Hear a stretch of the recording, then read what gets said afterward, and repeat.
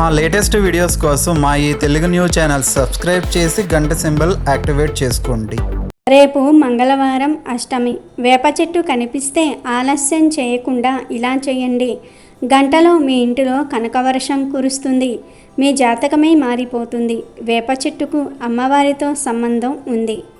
రేపు అష్టమి, అందులోనూ మంగళవారం. అమ్మవారిని నియమనిష్టలతో పూజించి వేప చెట్టు దగ్గర ఇప్పుడు మనం చెప్పుకోబోయే విధంగా చేస్తే అమ్మవారి అనుగ్రహం కలిగి జాతక దోషాలు, మీ జీవితంలో ఉన్న సమస్యలు అన్నీ తొలగిపోతాయి. హిందూ ధర్మంలో కొన్ని చెట్లు పూజించేవిగా, పవిత్రమైన చెట్లుగా పేర్కొనబడ్డాయి. అటువంటి పూజనీయమైన పవిత్రమైన చెట్టుగా వేప చెట్టు ప్రసిద్ధి చెందింది. వేప చెట్టు లక్ష్మీదేవి స్వరూపం. చాలా గుడిలలో వేప మరియు రావి చెట్టు కలిసి ఉంటాయి.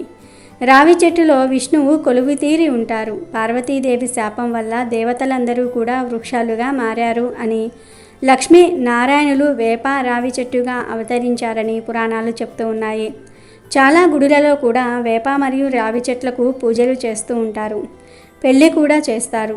ఇలా చేస్తే దాంపత్య జీవితంలో, కుటుంబ జీవితంలో సమస్యలు రాకుండా ఉంటాయని నమ్మకం. వేప చెట్టు గురించి చాలా రకాల కథలు ఉన్నాయి.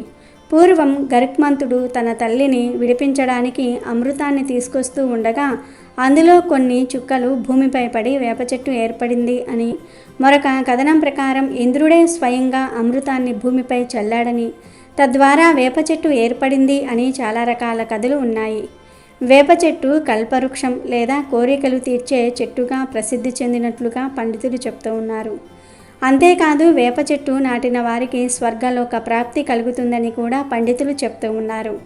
వేప చెట్టు మన కష్టాలను తీర్చడానికి భూమిపై వెలిసింది అని భక్తుల నమ్మకం. మన జీవితంలో ఉన్న సమస్యలన్నీ కూడా తొలగిపోయి ఆనందంగా ఉండాలి అని ప్రతి ఒక్కరం కోరుకుంటున్నాము. కానీ అలా జరగదు. దానికి చాలా రకాల కారణాలైతే మాత్రం ఉన్నాయి. అది ఏ కారణం అయినా సరే, ఏ సమస్య అయినా దాని నుంచి బయటపడాలి అంటే రేపు మంగళవారం అష్టమి తిథితో కలిసి వచ్చిన అద్భుతమైన రోజు. వేప చెట్టు కనిపించిన వెంటనే ఈ చిన్న పనిని చేయండి. మీ జీవితం మారిపోతుంది. మీ ఇల్లు సుఖ సంతోషాలతో నిండిపోతుంది. మరి రేపు మంగళవారం అష్టమి రోజున వేప చెట్టు కనిపిస్తే ఏం చేయాలో తెలుసుకునే ముందు విష్ణుని నారదుడు పెట్టిన శాపం గురించి తెలుసుకుందాం. ఫ్రెండ్స్, ముందైతే మా వీడియో నచ్చితే లైక్ చేసి షేర్ చేయండి. అలాగే మా ఛానల్ని కూడా సబ్స్క్రైబ్ చేసుకుని మాకు సపోర్ట్ చేయండి. నారదుడు ఒకసారి హిమాలయాలకు చేరుకొని తపస్సు ప్రారంభించాడు. ఏళ్ల తరబడి నారదుడి ఘోర తపస్సు కొనసాగుతూ ఉండటంతో ఇంద్రుడికి భయం వేసి నారదుడి తపస్సును ఎలాగైనా సరే భంగం చేయాలనే ఆలోచనతో రంభ, మేనక, ఊర్వశి తదితర అప్సరసలందరినీ కూడా పంపాడు. వారు ఎన్ని ప్రయత్నాలు చేసినా నారదుడి తపస్సును భంగపరచలేకపోయారు.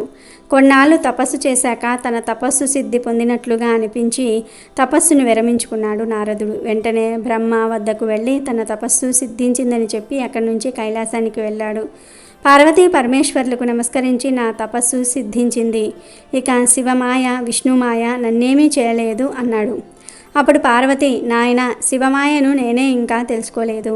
కాస్త జాగ్రత్తగా ఉండు అని హెచ్చరించింది. శివుడు కూడా హెచ్చరించాడు. శివుడి హెచ్చరికను లక్ష్య పట్టకుండా తర్వాత నారదుడు వైకుంఠానికి వెళ్ళాడు. లక్ష్మీ సమేతుడైన విష్ణువుకు నమస్కరించి, లక్ష్మీ జనార్దనులారా, నేను తపస్సిద్ధి పొందాను. నన్ను శివమాయ, విష్ణుమాయ ఏమీ చేయలేవు అన్నాడు. నారద, మాయ ప్రకృతి నుండి పుట్టింది. అది శివకేశవులను ఆశ్రయించి తిరుగుతూ ఉంది. దానిని జయించటం ఎవరి వల్ల కాదు అని హెచ్చరించాడు విష్ణువు. ఆ మాటలు ఏవీ వినకుండా నారదుడు విష్ణువు వద్ద సెలవు తీసుకుని లోక సంచారానికి బయలుదేరాడు. కళ్యాణ దుర్గం అనే నగరానికి చేరుకున్నాడు. నగరంలో ఏదో ఒక వేడుక జరుగుతూ ఉండగా కోలాహలంగా ఉంది. అప్పుడు నారదుడు భూలోకానికి చేరి అక్కడ ఉన్న పుర ప్రజలను తారసపడిన ఇలా అడుగుతాడు, ఏమిటి విశేషం? ఈ సందడంతా దేనికి అని అడగగా అక్కడ ఉన్న ప్రజలలో ఒక వ్యక్తి ఇలా అంటాడు, రేపే మహారాజు కుమార్తె స్వయంవరం, అందుకే ఈ సందడి అని చెప్పాడు. నారదుడు నేరుగా ప్రజా ప్రస్థానానికి వెళ్ళాడు. రాజు ఎదురు వచ్చి నారదుడికి స్వాగత సత్కారాలు జరిపి ఉన్నతమైన ఆసనంపై కూర్చుండబెట్టాడు. పరిచారికలను పంపి తన కుమార్తెను పిలిచాడు. ఆమె చేత నారదుడికి నమస్కారం చేయించాడు. రాజు నారదుడితో, మహర్షి, ఈమె నా కుమార్తె రమాలక్ష్మి. రేపు ఈమెకు స్వయంవరం నిశ్చయించాను. మహావిష్ణువును తప్ప మరెవరినీ పెళ్లి చేసుకోను అంటుంది అని చెప్పాడు. రాకుమార్తెను చూడగానే నారదుడికి మాయ ఆవరించింది. రాజా, నీ కుమార్తెను నాకిచ్చి పెళ్లి చేయి, నీ వంశం తరిస్తుంది అన్నాడు. మునీశ్వర, స్వయంవరంలో కన్య అభిష్టమే ప్రధానం కదా, రేపు మీరు కూడా దయచేసి స్వయంవరానికి రండి, మిమ్మల్నే కోరుకుంటుందేమో చూడండి అన్నాడు. తప్పకుండా వస్తాను అని చెప్పి నారదుడు తిన్నగా వైకుంఠానికి వెళ్ళాడు. రేపు కళ్యాణ దుర్గ నగరంలో రాకుమార్తెకు స్వయంవరం జరగనున్నది. ఆమె విష్ణువునే పెళ్లాడుతానంటుంది.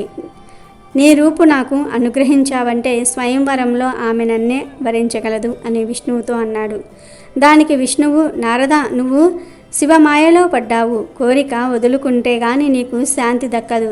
అయినా నీ కోరిక మేరకు రేపు నీకు నా రూపాన్ని అనుగ్రహిస్తున్నాను అన్నాడు విష్ణువు. నారదుడికి కోపం వచ్చింది. శివమాయ, విష్ణుమాయ నన్నేమీ చేయలేవు అంటూ విసవిస వెళ్ళిపోయాడు. మర్నాడు స్వయంవరానికి వెళ్ళాడు. ఎందరో రాజకుమారులు అప్పటికే వచ్చి ఉన్నారు. రాకుమార్తె రమాలక్ష్మి మాలతో ఒక్కొక్కరిని పలకరిస్తూ ముందుకు సాగుతుంది. సభ మధ్యలోనికి వచ్చేసరికి సమ్మోహనాకారంతో వెలిగిపోతున్న మహావిష్ణువు కనిపించాడు. ఆమె వరమాలను అతడి మెడలోనే వేసింది. మరుక్షణంలోనే రాకుమార్తెను గరుక్మంతునిపై ఎక్కించుకుని వైకుంఠానికి బయలుదేరాడు. సభలో ఉన్న వారంతా ఆశ్చర్యపోయారు. కొంచెం సేపు అయ్యాక రాకుమార్తె ఏది అని నారదుడు అడుగుతూ ఉంటే సభలోని వారంతా అతన్ని చూసి గొల్లున నవ్వసాగారు. ఎందుకు నన్ను చూసి నవ్వుతూ ఉన్నారు అని కోపంగా అన్నాడు నారదుడు. అప్పుడు సభలోని కొందరు వ్యక్తులు, నీ శరీరం విష్ణువులాగా ఉన్న నీ ముఖం కోతిలాగా భొల్లుకంలాగా ఉంది అన్నారు. ఆ మాటలు విన్న నారదుడికి కోపం రెట్టింపయింది. హుటాహుటీన వైకుంఠానికి వెళ్ళి విష్ణువుపై నిప్పులు చెరిగాడు. నువ్వు నన్ను మోసం చేశావు, నా ముఖాన్ని కోతిలాగా భల్లుకంలాగా చేశావు గనుక నువ్వు కూడా కోతులను భల్లుకాలను ఆశ్రయిస్తావు అని శపించాడు. నిన్ను నేను మోసం చేయలేదు, శివమాయలో చిక్కుకొని నువ్వే మోసపోయావు అన్నాడు విష్ణువు. తన దురుసుతనానికి చింతించిన నారదుడు విష్ణువును క్షమాపణ వేడుకొని లోక సంచారానికి బయలుదేరాడు. నారదుడి శాపం వల్లే విష్ణు రామ అవతారంలో కోతి రూపంలో ఉన్న హనుమంతుణ్ణి, భల్లుకం రూపంలో ఉన్న జాంబవంతుణ్ణి కలుసుకున్నాడు అని పురాణాలలో చెప్పబడింది. ఇక వీడియోలోకి వెళ్లే ముందు మా వీడియో నచ్చితే లైక్ చేయండి. ఇలాంటి మరిన్ని కథల కోసం మా ఛానల్ని సబ్స్క్రైబ్ చేసుకోండి. రేపు మంగళవారం ఉదయం నుండి సాయంత్రం 6 లోపు ఎప్పుడైనా సరే వేప చెట్టు కనిపిస్తే ఈ చిన్న పనిని చేయండి. ఏమీ లేదు, రేపు మంగళవారం ఉదయం ఇంటిలో చక్కగా పూజ చేసి మీకు దగ్గరలో ఉన్న వేప చెట్టు దగ్గరకు ఇప్పుడు మనం చెప్పుకోబోయేవి తీసుకుని వెళ్ళండి. ఒకవేళ గుడిలో వేప చెట్టు ఉన్నా ఈ పరిహారం చేసుకోవచ్చు. ముందు ఒక రాగి చెంబులో నీళ్లు పోసి గంధము, పసుపు, కుంకుమ, అక్షింతలు వేసి ఒక బెల్లం ముక్క కానీ పంచదారను కానీ వేసి రాగి చెంబుతో నీళ్లను సిద్ధం చేసుకోవాలి. ఎర్ర రంగులో ఉండే పువ్వులను, పసుపు, కుంకుమలను విడిగా పెట్టుకోవాలి. ఒక ప్రమిద, 5 వత్తువులు, ఆవు నెయ్యి, పూజా సామాగ్రి అన్నీ సిద్ధం చేసుకుని వేప చెట్టు దగ్గరకు వెళ్ళండి. వేప చెట్టు చుట్టూ 5 ప్రదక్షిణాలు చేసి రాగి చెంబులోని నీటిని చెట్టు మొదట్లో పోయండి. పోసే ముందు మీ సంకల్పం చెప్పుకోండి. మీరు మరియు మీ కుటుంబ సభ్యులు ఏ సమస్యలతో బాధపడుతూ ఉన్నారో వాటి గురించి చెప్పుకుంటూ నీటిని పోయండి. తర్వాత ఒక ప్లేట్లోకి పసుపు తీసుకొని వాటర్ పోసి ముద్దలాగా చేసి వేప చెట్టు కాడకు రాయండి. కుంకుమతో బొట్లు పెట్టి పువ్వులను సమర్పించండి. ఆ తర్వాత చెట్టుకు నమస్కారం చేసుకుని దీపం వెలిగించుకోవాలి. 5 వత్తులు వేసి దీపం వెలిగించుకోవాలి. తర్వాత ఆ ప్రమిదకు బొట్లు పెట్టి అక్షింతలు వేసి నమస్కారం చేసుకోండి. అరటి పండ్లను లేదా పటిక బెల్లాన్ని నైవేద్యంగా సమర్పించి ధూపం చూపించండి. కొంచెం సేపు ఆ చెట్టు దగ్గర కూర్చొని రండి. ఇలా రేపు మంగళవారం అష్టమి తిథితో కలిసి వస్తున్న రోజు వేప చెట్టును పూజిస్తే మీకు సకల శుభాలు చేకూరుతాయి. ఇలా వేప చెట్టును పూజించడం వల్ల మీ కోరికలు త్వరలో నెరవేరుతాయి.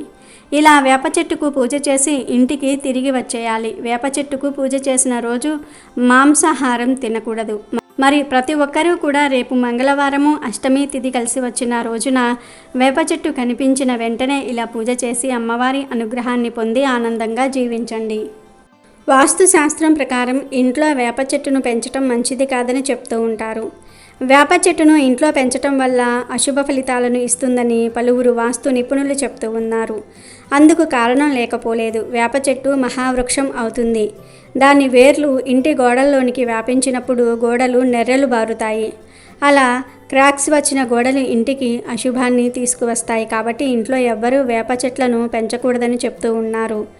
ఒకవేళ వేప చెట్టును పెంచినా కాంపౌండ్ వాల్ బయట రోడ్డు పైన పెంచితే మంచిదని చెప్తూ ఉన్నారు. అయితే ఇంటికి సమీపంలో ఏ దిశలో పెడితే ఆ దిశలో వేప చెట్టును పెంచడం మంచిది కాదని చెప్తూ ఉన్నారు. వేప చెట్టును పెంచాలనుకుంటే ముఖ్యంగా కాంపౌండ్ వాల్ బయటనే పెంచుకుంటే మంచిదని చెప్తూ ఉన్నారు. దక్షిణ దిశలోనే పెంచాలని, లేదంటే పశ్చిమ దిశలో వేప చెట్టును పెంచుకోవాలని చెప్తూ ఉన్నారు. ఈ దిశలలో వేప చెట్లను పెంచడం వల్ల ఇంట్లో సుఖశాంతులు వెల్లివిరుస్తాయని చెప్తూ ఉన్నారు. చాలామంది ఇంటికి తూర్పు వైపున ఇంటి ముందు వేప చెట్లను పెట్టి పెంచుతూ ఉంటారు. అయితే వాస్తు ప్రకారం ఇది మంచిది కాదని, ఆ చెట్లను కొట్టివేయాలని చాలామంది చెప్తూ ఉంటారు. తూర్పు దిశలో వేప చెట్టు ఉండటం వల్ల వాస్తు దోషం కలిగి పనులకు ఆటంకం కలుగుతుంది. ఇక ఈ వాస్తు దోషం తొలగిపోవాలంటే కూడా ఒక చక్కని రెమెడీ ఉందని నిపుణులు చెప్తూ ఉన్నారు. ఒకవేళ తూర్పు దిశలో వేప చెట్టు ఉంటే గురు శుక్రవారాలలో ఆ వేప చెట్టుకు పూజలు చేయాలని, అంతేకాదు ఆ వేప చెట్టుకు 108 పసుపు దారాలను చుట్టి పూజించాలని చెప్తూ ఉన్నారు. ఇలా చేస్తే వాస్తు దోషం తొలగిపోయి పనుల ఆటంకాలు తొలగి అంతా మంచి జరుగుతుందని చెప్తూ ఉన్నారు. ఇక చాలామంది సాధారణంగా ఇంట్లో వేప చెట్టును పెట్టేందుకు పెద్దగా ఇష్టపడరు. దుర్గామాత వేప చెట్టులో నివసిస్తుందని చాలామంది విశ్వసిస్తూ ఉంటారు. అందుకే వేప చెట్టును ఇంటి ప్రాంగణంలో పెట్టుకుంటే ప్రతి ఆదివారం దానికి నీళ్లు పోసి దుర్గాదేవి అనుగ్రహం కలిగేలాగా దానిని పూజించాలని చెప్తున్నారు. వేప చెట్టును పెంచడం వల్ల శత్రువులు అంతమవుతారని కొందరు బలంగా విశ్వసిస్తూ ఉంటారు. వేప చెట్టు ఇంటి వద్ద ఉండటం వల్ల చాలా రకాల చెడు దృష్టి, నరదృష్టి మాయమవుతుందని, ఇంట్లోకి పాజిటివ్ ఎనర్జీ వస్తుందని చెప్తూ ఉంటారు. అయితే వాస్తు నిపుణులు సూచనల మేరకే వేప చెట్టును పెంచుకోవటం మంచిదని చెప్తూ ఉన్నారు వాస్తు నిపుణులు. అమెజాన్లో బెస్ట్ డిస్కౌంట్స్ కోసం వీడియో డిస్క్రిప్షన్లో లింకు ఉంది, చూడండి. అలాగే మా టెలిగ్రామ్ ఛానల్ సబ్స్క్రైబ్ చేసుకోండి.